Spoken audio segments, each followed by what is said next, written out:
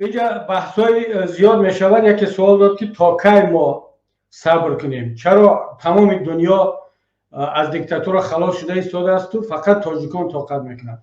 مسئله خیلی ساده است برادر عزیز.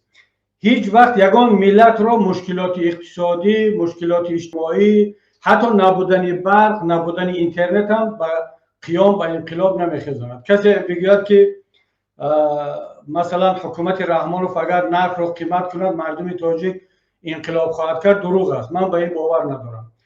کسی بگوید که حکومت رحمانوف به مردم برق ندهد انقلاب میکند، من میگم دروغ است.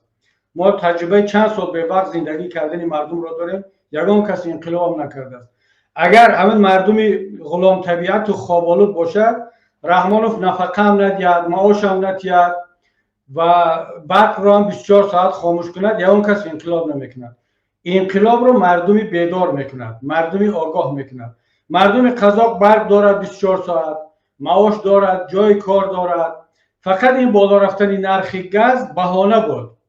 اما اصلی کار این است که مردم گفت که داشتن یک پیشوا و داشتن یک حکومت خانوادگی برای یک ملت بیدار تحقیر است.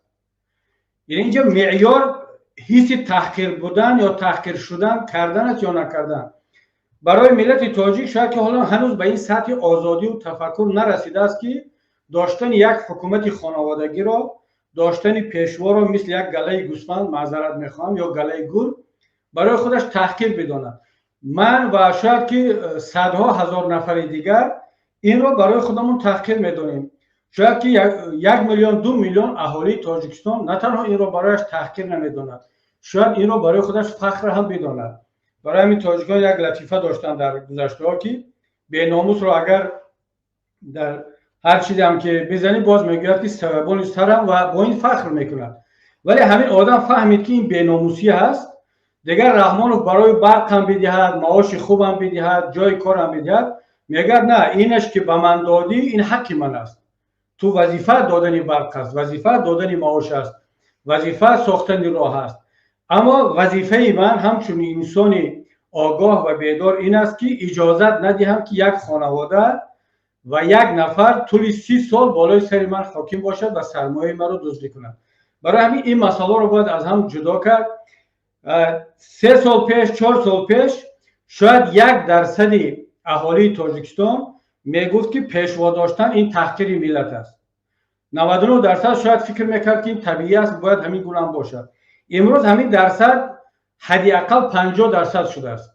خب 40%، 50%، ممکن در بعد 1 ماه 2 ماه دیگر 70-80% اهالی تاجیکستان احساس میکنن که دیگر پیشوا داشتن تحقیر است. چقدر که در قزاقستان پیشوا بودن نظربایف نجاتش نداد، در تاجیکستان هم انشاءالله این کار حتما رو خواهد زد، چون که من سرعت تحولات در تاجیکستان را از سرعت تحولات در قزاقستان تیزتر میبینم.